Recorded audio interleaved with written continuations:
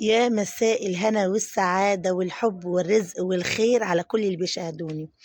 حط اللايك والاشتراك يا رب، اللي يحط اللايك والاشتراك يزور بيت رسول الله عليه أفضل الصلاة والسلام. وصلوا على النبي عشان الوجبة دي جميلة وجامدة جدا. يلا بينا. هنعمل النهاردة حتة صينية كيكة بالشوكولاتة. عسل يا بنات. أنا عن نفسي أول مرة أعملها في القناة. امشوا معايا على الخطوات مظبوطة، وهعمل لكم شوكولاتة اللي احنا نحطوها عليها برضو. أول مرة أعملها في القناة بس جميلة وعجبت الولاد جدا جدا. فعشان كده أنا هعملها معاكم وأقدمها لكم، وهي بسيطة وسهلة وحلوة. نعملوها لأولادنا حاجة حلوة كده لما يجوا من المدرسة. نعملوها حاجة حلوة نتعشوا بيها بالليل، نحلي بيها. فهي تحفة في كل حالاتها تحفة. يلا بينا. هنجيبوا أول حاجة خالص هنعمل الشوكولاتة بتاعتها. صلاتكم على النبي، كوباية من اللبن الساقع، على كوباية من الزيت، على كوباية من السكر، وانتوا شايفين الحجم قدامكم. آه يعني الحجم بتاعي اللي انا معيرة بيه. وطبعا الكاكاو الخام دي نص كوباية انتوا شايفينها بعينكم. نص كوباية كاكاو خام، يعني ما فيهوش سكر، ماشي.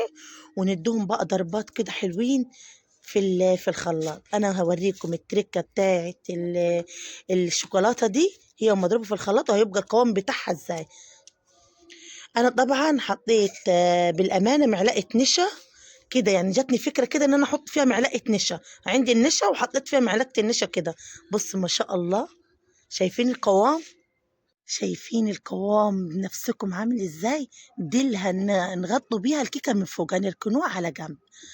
نجيب الخلاط الحلو بتاعنا ويلا بينا بقى على وصفة الكيكة بتاعتنا. هنحط بيضتين مع كوباية لبن، بس يا ريت اللبن يبقى دافي. ومع بيضتين مع كوباية لبن مع كوباية سكر مع السكر وخل. ونحطه بمعلقة خل بسيطة وكوباية نص كوباية زيت. نضربهم ضربة حلوة كده في الخلاط. صلاتكم على النبي يا غالين. صلوا على النبي وحيد الله. عشان الوصفة دي جامدة جامدة جدا، جامدة وحلوة وخفيفة. يعني كمان عجبتنا جدا، عجبت الولاد والله. فانا حبيتها في ايام المدارس الحلوه دي نعملوها كده مع بعض. بوريكم كل الخطوات. انا نسيت الفانيليا نحطها برضو ايه معاهم. هي بتتضرب كده عشان زفرت البيض. ماشي يا غالين، ضربناها وحطينا برضو نص معلقه من الخل. لازم ننخل بقى كوبايتين الدقيق. كوبايتين دقيق كده ننخلوهم مع كيس من المحسن كيك فانيليا، بيكنج باودر قصدي.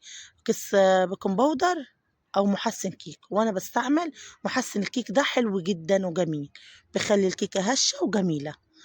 طبعا ايه، ونسيت حطيت برضو ذره من الملح في الدقيق. ندي الخليط ده كله على بعضيه كده ونضربهم ضربه حلوه مع بعضينا.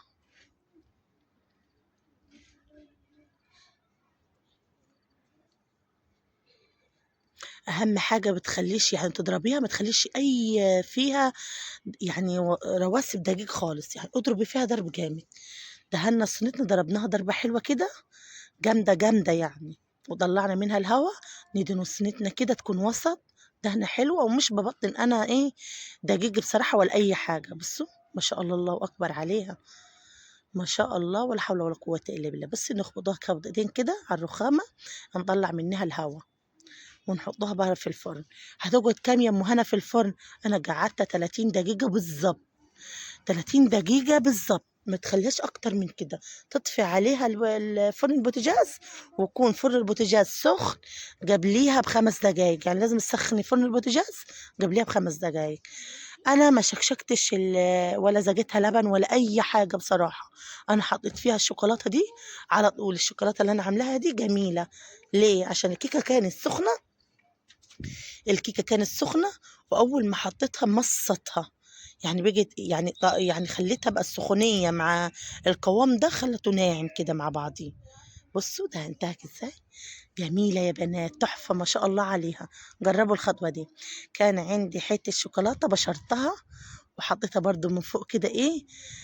كيكة جاهزة. دي كيكة كانت شوكولاتة. كانت عندي حتة شوكولاتة جاهزة، فأنا بشرتها ورشتها فوقيها.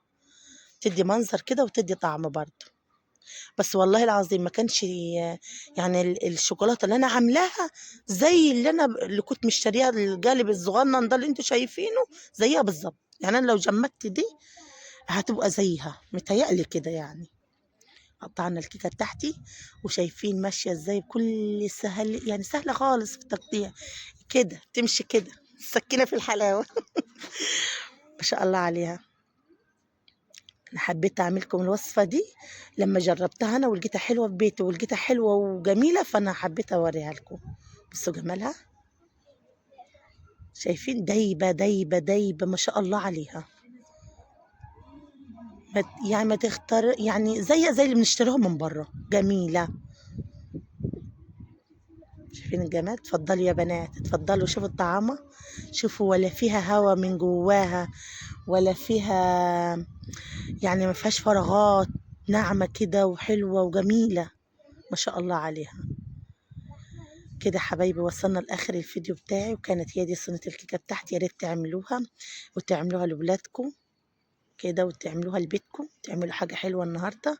واسيبكم في رعايه الله وحفظه، وربنا يحسن ما بين ايدينا يا رب وايديكم، وفرحكم بكل حبايبكم، بارك لنا في اولادنا ويصلح حالنا وحالكم. مع الف سلامه، اسيبكم في رعايه الله وحفظه.